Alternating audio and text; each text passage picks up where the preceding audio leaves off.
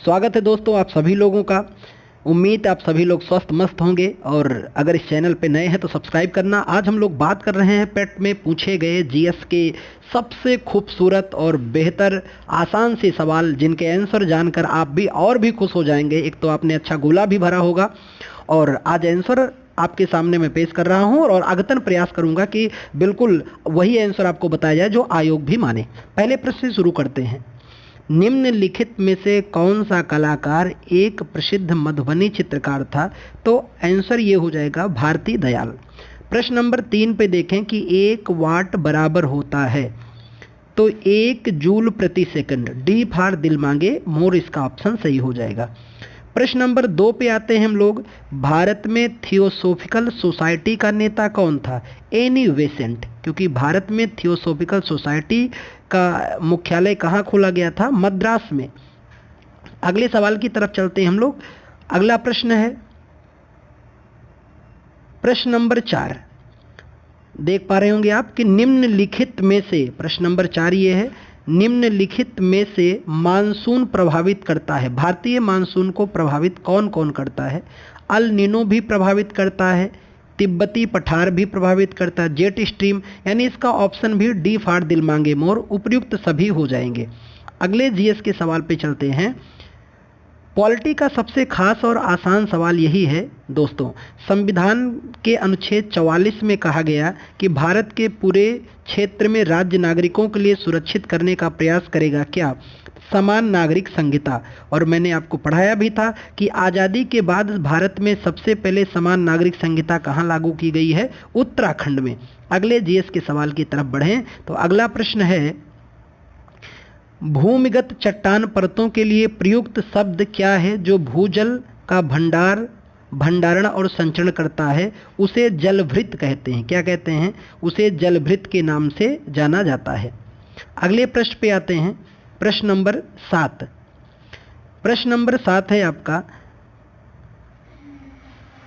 शक्ति और ताकत के प्रतीक किस पक्षी को दिसंबर 2024 में आधिकारिक तौर पर संयुक्त राज्य अमेरिका का राष्ट्रीय पक्षी घोषित किया गया था? तो वो था आपका बॉल्ड ईगल, जिसे संयुक्त राज्य अमेरिका का राष्ट्रीय पक्षी अनाउंस किया गया। प्रश्न नंबर 8 पर आते हैं। विश्व मरुस्थलीकरण सूखा निवारण दिवस 2025 का विषय वस्तु क्या है? अब देखो, अगर इतना आपने रटा है तो लगाओ इसको, नहीं रटा है तो छोड़ देना ही इसका विकल्प सही होता है, ठीक है। और अगर बिल्कुल रटा है तो इसका आंसर लगाना चाहिए। इसका आंसर हो जाएगा भूमि के लिए एकजुट, हमारी विरासत और हमारा भविष्य। ऑप्शन बी फॉर बाहुबली इसका करेक्ट आंसर होगा। अगले प्रश्नों पे हम लोग चलते हैं। तो अगला प्रश्न है आपका, अगले सवाल पर देखते हैं कि अगला सवाल जीएस का हमारा है। तो इस पेज में नहीं है, अगले पेज में आते हैं। इस पेज में, हाँ, ये देखो मौर्य वंश का बिल्कुल रसगुल्ला टाइप का सवाल है कि मौर्य वंश का संस्थापक कौन है? आप सभी जानते हैं चंद्रगुप्त मौर्य। जो स्टूडेंट तैयारी शुरू किया होगा वो भी इसका आंसर जानता होगा, है ना। इतने बेसिक सवाल हैं ये। अगला सवाल है प्रश्न नंबर 16 कि गढ़वाली किस राज्य का लोक नृत्य है? खूब फेमस है, उत्तराखंड का। गढ़वाल आप जानते भी वहीं पर है, तो वहीं का है ये। 17 नंबर सवाल, आधुनिक भारत का सबसे मशहूर सवाल प्रीवियस ईयरों में 10 से 15 बार पूछा जा चुका है। अलग अलग आयोग ने इसको खूब बार पूछा है कि भारतीय स्वतंत्रता आंदोलन में किस दिन को प्रत्यक्ष कार्रवाई दिवस के रूप में मनाते हैं? 16 अगस्त 1946 को ये तिथि जानी जाती है। अगला सवाल है, 55वीं विश्व आर्थिक मंच की बैठक 2025 में कहाँ आयोजित की गई है? तो ये आयोजित की गई दावोस क्लस्टर स्विट्जरलैंड में। अगले सवाल की तरफ चलते हैं। प्रश्न नंबर 19 आप देख सकते हैं, हर सेट में लगभग इंडस वैली सिविलाइजेशन पूछ रहा है प्यारे साथी। तो प्रश्न नंबर आपका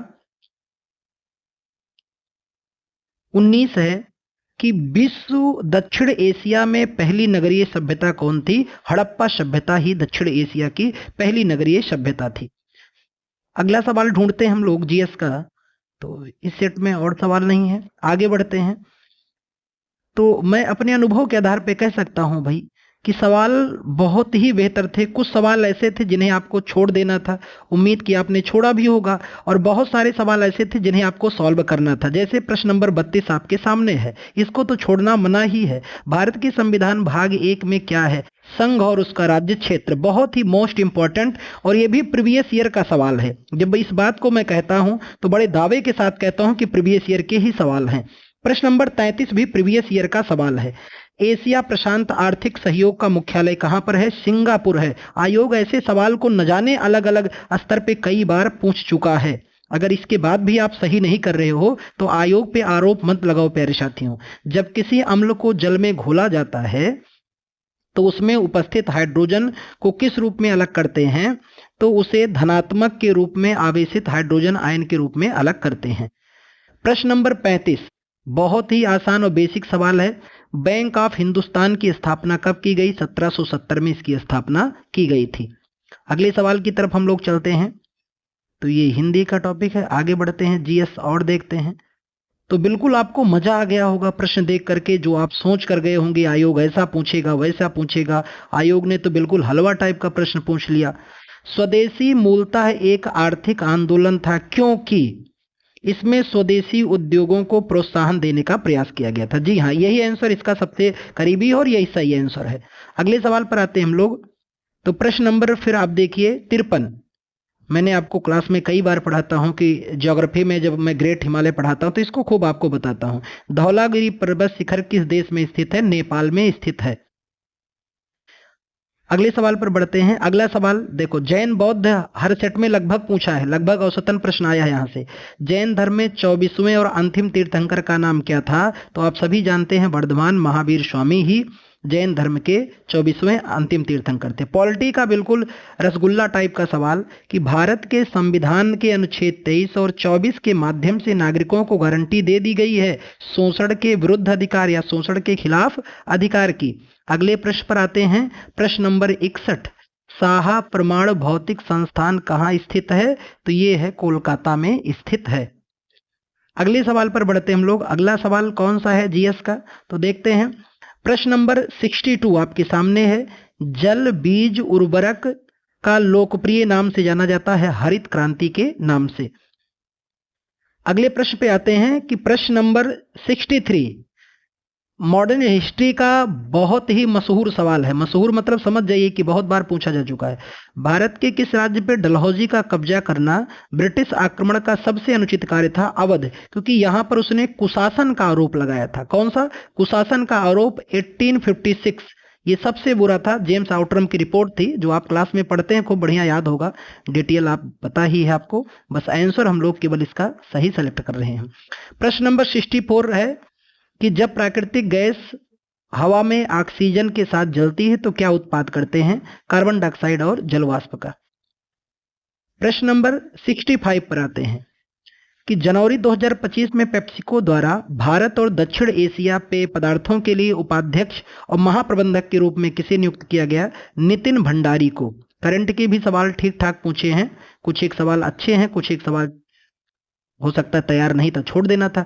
आधुनिक ओलंपिक खेल का सबसे पहले किस शहर में आयोजित किया गया? एथेंस में। ये विविध लूसेंट में बहुत ही ऊपर ही एकदम शीर्ष पर दिया गया है। प्रश्न नंबर 67 है, निजी संपत्ति को सभी सामाजिक आर्थिक बुराइयों का कारण किसने माना है? मार्क्स और एंजेल ने इसको कारण बताया है। अगले सवाल पे चलते हैं। तो अभी तक का तो सवाल का मेरा भी अनुभव अच्छा रहा है, उम्मीद आपका भी रहा होगा, क्योंकि सवाल थोड़ा सा कहीं कहीं बहुत बेसिक है, थोड़ा सा किसी में लेवल है, बहुत थोड़ा सा, बहुत ज्यादा भी नहीं। देखो, बौद्ध धर्म का फिर सवाल है कि बुद्ध ने दुख से मुक्ति पर अपना पहला उपदेश कहाँ? सारनाथ में दिया था। ठीक है, बुद्ध का सबसे मशहूर उपदेश स्थल यही है और पहला यहाँ पर इन्होंने अपना बौद्ध संघ भी बनाया था। प्रश्न नंबर 75, शालीमार बाग कहाँ स्थित है? तो इसका सही आंसर हो जाएगा प्यारे साथी श्रीनगर। कुछ लोग दिल्ली आपको बताएंगे क्योंकि दिल्ली में शालीमार बाग 1653 में स्थापित हुआ था और श्रीनगर में शालीमार बाग 1619 में। तो अब मुझे बताओ 1619 पहले आता है कि 1653 आता है?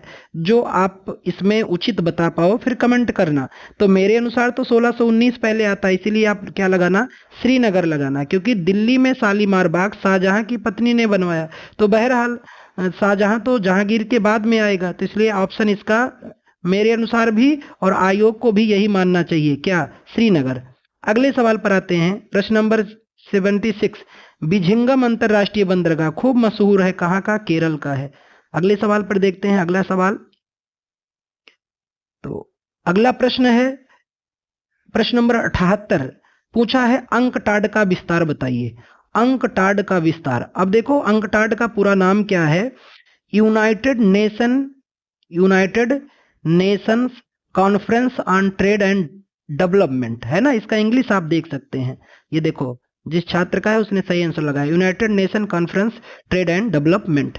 अगले सवाल पे आते हैं, यूनाइटेड किंगडम आधिकारिक तौर पर ट्रांस पैसिफिक पार्टनरशिप के लिए व्यापक और प्रगतिशील समझौते का 12वां सदस्य देश कब बना? 15 दिसंबर 2024 को।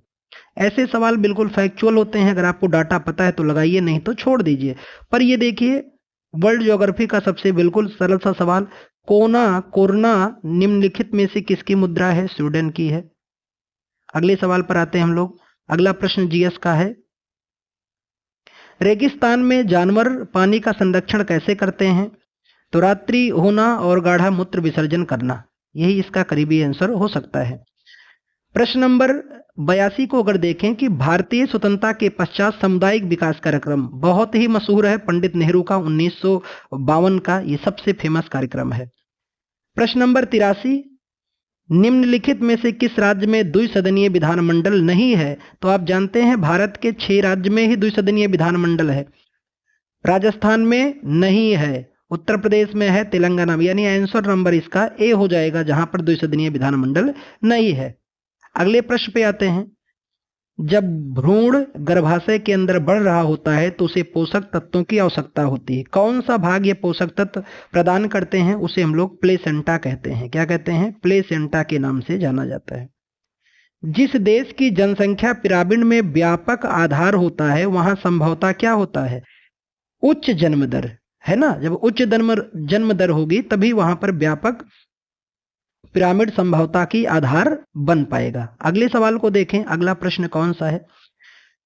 ये देखो मैंने क्लास में इसको आपको पढ़ाया है, आसान से करंट के सवाल भी हैं कि किस मंत्रालय ने 31 दिसंबर 2024 को केंद्रीय भूजल बोर्ड द्वारा संकलित वार्षिक भूजल गुणवत्ता रिपोर्ट जारी किया है? तो केंद्रीय जल शक्ति मंत्रालय ने इस रिपोर्ट को जारी किया है। अगले प्रश्न पे चलते हैं हम लोग, और जीएस का कौन सा सवाल है ढूंढते हैं। हाँ, प्रश्न नंबर 88, हिस्ट्री का सबसे मशहूर सवाल। मैंने अगर हमारे इस चैनल पे आकर आप देखेंगे तो मैं जिस दिन पहला लाइव जब मैं आया तो मैंने आपको यही बताया कि मेरे प्यारे दोस्तों, मेरे प्यारे साथियों, आपको सबसे से ज्यादा प्रीवियस ईयर देख के जाना है, और प्रीवियस ईयर देखना, दूसरा हिस्ट्री को पढ़ना है। हिस्ट्री से ज्यादा सवाल पूछे जाते हैं, पूछे भी गए हैं। तो शिमला सम्मेलन किस वर्ष का है? 1945 का है। निम्नलिखित में से सर्वथा भिन्न क्या है? बेस्वाद, नमकीन, खट्टा, मीठा। तो बेस्वाद है ना, जिसमें कोई स्वाद ही नहीं है। प्रश्न नंबर 90 है, किस देश ने आईसीसी विश्व क्रिकेट चैंपियनशिप 2025 का खिताब जीता है? दक्षिण अफ्रीका ने खिताब जीता है। अगले सवाल को ढूंढते हैं, और कौन सा सवाल? ये तो इंग्लिश का है। जीएस का और सवाल देखते हैं, कोई और बचा है? हाँ, प्रश्न नंबर 99 देखो, Indian space research organisation ISRO ने अंतरिक्ष में कौन सी फसल सफलतापूर्वक उगाई है जो अंतरिक्ष आधारित कृषि अनुसंधान में एक मील का पत्थर, तो लोबिया फसल को वहां पर उगाया है। प्रश्न नंबर 100 की बात करें, भारतीय संविधान के अनुच्छेद 170 में राज्य विधानसभा में अधिकतम कितने, अधिकतम 500 और न्यूनतम 60 सदस्य की बात की गई है। प्रश्न नंबर 98 की बात करें कि राष्ट्रीय कृषि नीति संसद में कब पेश की गई? तो ये पेश की गई 28 जुलाई सन 2000 को पेश की गई थी। अगले प्रश्न पे चलते हैं। और कोई सवाल है तो बस इतना ही सवाल। उम्मीद मेरे दोस्तों कि ये पेट का एग्जाम आपने बिल्कुल सेट कर दिया होगा और जीएस विषय को लेकर सारी भ्रांतियां आपकी खत्म हो गई होंगी और आप अपना आंसर मिला लीजिए, कलेक्ट कर लीजिए। जल्द ही मैं आपके सामने ये बताने के लिए आ रहा हूं कि कितने स्कोर पर आप सेफ होने वाले हैं, बिल्कुल मार्केट से हटकर और बिल्कुल एकदम परफेक्ट डाटा जो आयोग की डाटे सा बिल्कुल मिलता रहेगा। आयोग का भी डाटा वही होगा जो मैं आपको बताने वाला हूं। तो मिलते हैं अगले सेशन पे, तब तक के लिए बहुत बहुत धन्यवाद। लेकिन अगर नए हैं, पहली बार इस चैनल पे आए तो सब्सक्राइब कर लो, अपने दोस्तों को शेयर कर दो। Thank you.